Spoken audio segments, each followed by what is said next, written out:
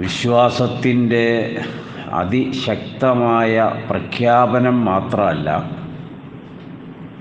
വിശ്വാസത്തിന് വേണ്ടി നിലകൊണ്ടിരുന്ന ഒരു ജനതയുടെ നിലനിൽപ്പിൻ്റെ ഒരു പോരാട്ടത്തിൻ്റെ മാസമാണ് യഥാർത്ഥത്തിൽ റമദാൻ. 13 വർഷക്കാലത്തെ അള്ളാഹുവിൻ്റെ റസൂലിൻ്റെ ജീവിതം അത് എത്രയോ ദുസ്സഹമായിരുന്നു. വിവരണാതീതമായ പ്രയാസങ്ങളും കഷ്ടതകളും അനുഭവിച്ചുകൊണ്ടിരുന്നു. ഒരു ഭാഗത്ത് പട്ടിണിയും നാടുകടത്തലും ബഹിഷ്കരണങ്ങളും നിർദ്ദയം സാധുക്കൾക്കിടയിൽ അവരിൽ പലരെയും അതിക്രൂരമായി വധിക്കുകയും ചെയ്തുകൊണ്ടിരുന്ന ദിനരാത്രങ്ങൾ. അതിൻ്റെ അവസാനമാണ് അള്ളാഹുവിൻ്റെ റസൂല് മദീനയിലേക്ക് പോകുന്നത്. മദീനയിലെ ആദ്യത്തെ വർഷമാണ് വിശ്വാസികളെ സംബന്ധിച്ച് രണ്ടാലൊന്ന് തീരുമാനിക്കുന്ന ഒരു സന്ദർഭം. ഒന്നുകിൽ വിശ്വാസത്തോടൊപ്പം അതിശക്തമായി നിലനിൽക്കാൻ പൊരുതുക, അല്ലെങ്കിൽ അള്ളാഹുവിൻ്റെ മാർഗത്തിൽ സർവവും ത്യജിച്ച് ജീവത്യാഗം ചെയ്യുക. ഈ രണ്ടാലൊരു ലക്ഷ്യത്തിൽ രംഗപ്രവേശം ചെയ്ത ഇസ്ലാമിക ചരിത്രത്തിലെ ഏറ്റവും വലിയ ഏറ്റുമുട്ടൽ ബദറുൽ കുബ്രയാണ്. അവിടെ നമ്മളൊരു കാര്യം മനസ്സിലാക്കുന്നു. നമ്മളതിൻ്റെ ചരിത്ര പശ്ചാത്തലമല്ല ഞാൻ പറയുന്നത്. യാ അയ്യത്തുഹൻ നഫ്സുൽ മുത്മയിന്ന ഇർജിഇ ഇലാ റബ്ബിക്കി റാളിയത്തൻ മർളിയ ഫദ്ഖുലി ഫീ ഇബാദി വദ്ഖുലി ജന്നത്തി. സൂറത്തുൽ ഫജ്ർ അവസാനിപ്പിക്കുന്ന ആയത്ത്. അള്ളാഹുവിൽ പൂർണ്ണ തൃപ്തി കരസ്ഥമാക്കിയ ആത്മാവുകളെ, അവരുടെ പൂർവകാല ജീവിതം സഹാബികളെ പഠിക്കുമ്പോഴാണ് നമ്മൾ ഞെട്ടിത്തെരിച്ചു പോവുക. പക്ഷേ ഓരോ ദിവസവും അവർ തൃപ്തി മനസ്സിൽ നിറഞ്ഞു കവിഞ്ഞവരാണ്. അള്ളാഹുവിൻ്റെ അനുഗ്രഹത്തിൽ, സഹായത്തിൽ, സാന്നിധ്യത്തിൽ, ദുനിയവിയായ ജീവിതത്തിലെ സൗകര്യങ്ങളിലെല്ലാം അള്ളാഹു അവരെ സഹായിച്ചുകൊണ്ടിരിക്കുന്നതിലുള്ള തൃപ്തി, അത് ഈമാൻ അവർക്ക് നൽകിയ ഒരു വലിയ രുചിയാണ്. ദാഖ തുഅമൽ ഈമാൻ മൻ റളിയ ബില്ലാഹി റബ്ബൻ വബിൽ ഇസ്ലാമി ദീനൻ വബി മുഹമ്മദിൻ നബിയ്യ. ഈമാനിൻ്റെ രുചി, രുചി എന്നല്ല അതിനർത്ഥം പറയുന്നത്, മധുരമുള്ള രുചി. അതൊരിക്കലും സ്വീകരിക്കാൻ കഴിയാത്ത മധുരമല്ല, തുപ്പിക്കളയാൻ കഴിയാത്ത ഹൃദ്യമായ സ്വാദിഷ്ടമായ ഈമാനിൻ്റെ രുചി അവരനുഭവിച്ചു. 3 വഴിയിലാണ് ആ രുചി അവർക്ക് സ്വീകാര്യമായത്. മൻ റളിയ ബില്ലാഹി റബ്ബൻ, അള്ളാഹുവിനെ രക്ഷിതാവായി അവർ തൃപ്തിപ്പെട്ടു. അതെല്ലാവർക്കും കഴിയില്ല, നമുക്ക് പോലും കഴിയില്ല. നമുക്ക് കഴിയാത്തത് നമ്മളെ പലപ്പോഴും നയിക്കുന്നത് ഭൗതിക താല്പര്യങ്ങളും ചിന്തകളുമാണ്. അതുകൊണ്ട് അള്ളാഹുവിലുള്ള തൃപ്തിയൊന്നും നമ്മൾ വേറെ അല്ലെങ്കിൽ സഹാബികളെ പോലെ അനുഭവിക്കാൻ യോഗം സിദ്ധിച്ചവരുമല്ല. അവരല്ലാഹുവിൽ തൃപ്തിയുള്ളവരായിരുന്നു. 2, ഇസ്ലാമിൽ അവർക്ക് തൃപ്തിയുണ്ടായി. ഇസ്ലാം എന്നത് വളരെ ലളിതമായി സൂചിപ്പിച്ചാൽ ജീവിതത്തെ മുഴുവൻ മേഖലകളിലും അള്ളാഹുവിൻ്റെ വിധിവിലക്കുകളോട് ക്രമപ്പെടുത്തലാണ്. അതിലാണ് ഇഷ്ടം വരുന്നത്. ഞാനൊരു മുസ്ലിമാണ് എന്നതിലാണ് അഭിമാനമുണ്ടാകുന്നത്.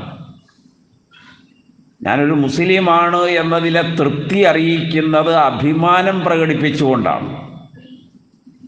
വമൻ അഹ്സനു ഖൗലൻ മിമ്മൻ ദഅ ഇലല്ലാഹ് വഅമില സ്വാലിഹൻ വഖാല ഇന്നനി മിനൽ മുസ്ലിമീൻ. ആ പ്രസ്താവനയാണ് ഏറ്റവും വലുത്.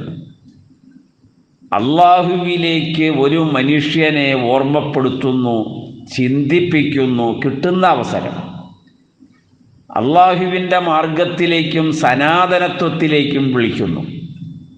സൽക്കർമ്മങ്ങളിലേക്ക് ഉണർവ് നൽകുന്നു.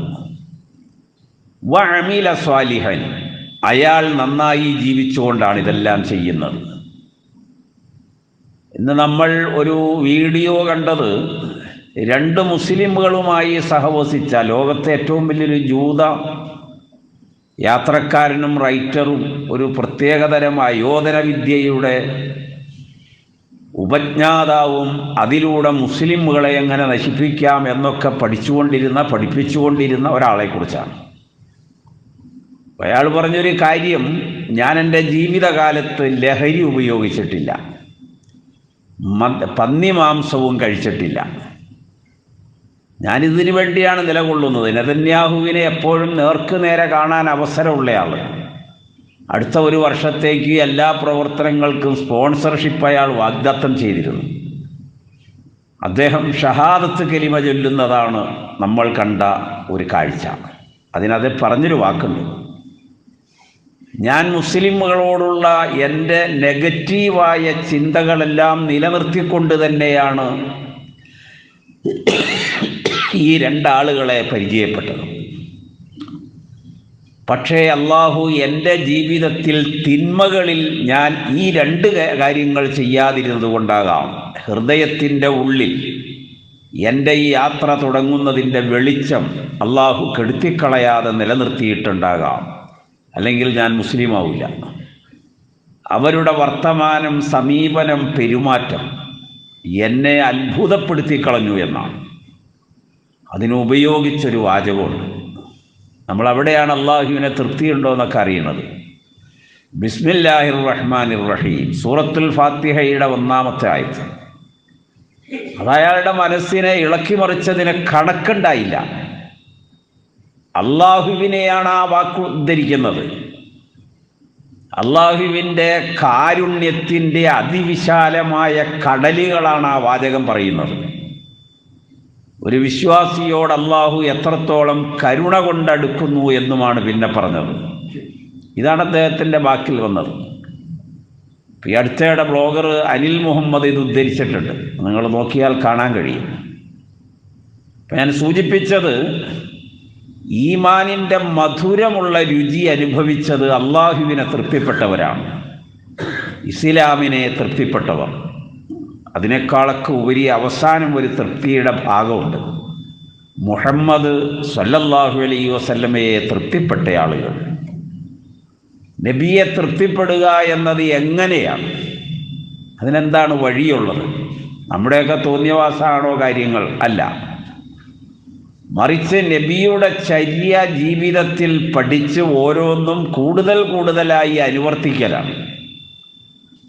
അവിടുത്തെ സ്വഭാവം, വിട്ടുവീഴ്ചകൾ, ആരോടുമുള്ള വിട്ടുവീഴ്ച. അദബുൽ മുഫ്രദിൽ ഇമാം ബുഖാരി ഉദ്ധരിച്ചൊരു ഹദീസുണ്ട്, ഞാൻ അത്ഭുതപ്പെടുന്നു പ്രവാചകനെ, ഒരു ശത്രു പോലും അദ്ദേഹത്തിനില്ല. ഒരു എതിരാളി വേണ്ടേ മുഹമ്മദിന്? എല്ലാവരോടും വളരെ സൗമ്യശീലമായ പെരുമാറ്റം, എല്ലാവരോടുമുള്ള ഹൃദയപരമായ ബന്ധം, വിട്ടുവീഴ്ചയും കാരുണ്യവും മാപ്പ് നൽകലും. ഇത് അള്ളാഹുവിൻ്റെ റസൂലിൻ്റെ ഏറ്റവും വലിയ മുഖമുദ്രയായിരുന്നു. ഞാൻ സൂചിപ്പിച്ചത്, നബി സല്ലല്ലാഹു അലൈഹി വസല്ലമയുടെ വിട്ടുവീഴ്ചയും സഹാനുഭൂതിയും നബിയുടെ അപാരമായ ഹൃദയവിശാലതയും മാപ്പ് നൽകുന്ന രീതിയുമൊക്കെ നമ്മൾ പഠിക്കണം. അപ്പോഴാണ് നമ്മളെ മറ്റുള്ളവർക്ക് ഇഷ്ടാവുക. അതാണ് ഇസ്ലാമിൻ്റെ വിജയം. ഒരു യുദ്ധം പോലെയല്ല ഇത്.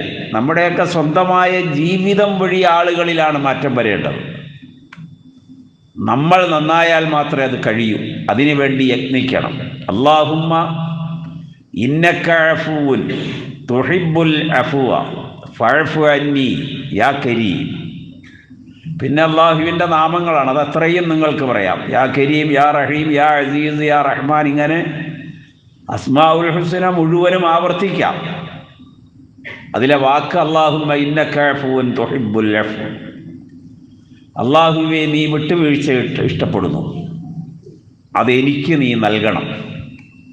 മാലോകരുടെ മുൻപിൽ ഞാൻ വളരെ മോശക്കാരനായി പോകും. നീ വിട്ടുവീഴ്ച ചെയ്ത് എൻ്റെ കിതാബിനെ ശുദ്ധി നടത്തിയില്ലെങ്കിൽ ജനങ്ങൾക്ക് മുൻപിൽ ഞാനത് വായിക്കണം.